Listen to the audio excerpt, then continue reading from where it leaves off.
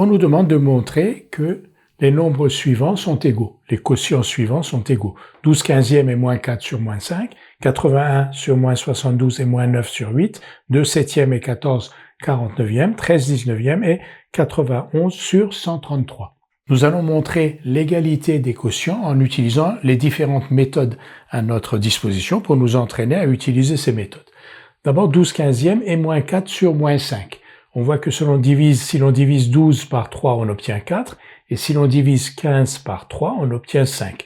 Alors ici, on a moins 4 et moins 5, donc on va dire que 12 quinzièmes égale 12 divisé par moins 3 sur 15 divisé par moins 3. Quand on a un quotient, on peut diviser le numérateur et le dénominateur par un même nombre non nul, et on obtient un quotient qui est égal au premier quotient, donc un quotient équivalent.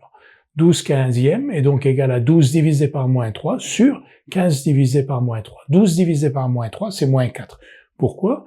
Parce qu'on divise un nombre positif par un nombre négatif, le résultat est négatif, et ensuite, on va diviser 12 par 3, on fait abstraction des signes, 12 divisé par 3, 4. Et ici, la même chose, nombre positif 15 divisé par un nombre négatif, moins 3, le résultat est négatif, on fait abstraction ensuite des signes, 15 divisé par 3, 5. Donc 12 sur 15 est égal à moins 4 sur moins 5. 81 sur moins 72 et moins 9 sur 8. Là, on va utiliser les produits en croix.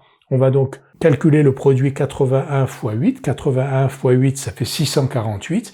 Et de l'autre côté, on va calculer le produit moins 72 fois moins 9. Donc le produit de moins 72 par moins 9.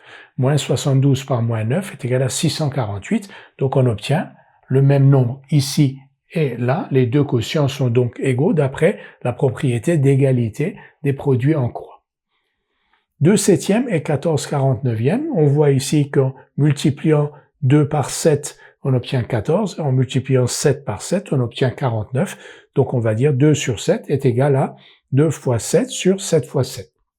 Quand on a un quotient, on peut multiplier le numérateur et le dénominateur par un même nombre non nul et on obtient un quotient égal au premier quotient. Donc 2 septièmes égale 2 fois 7 sur 7 fois 7, c'est-à-dire 14 sur 49. 13 sur 19 et 91 sur 133, on a des nombres assez grands, donc on va utiliser la propriété d'égalité des produits en croix.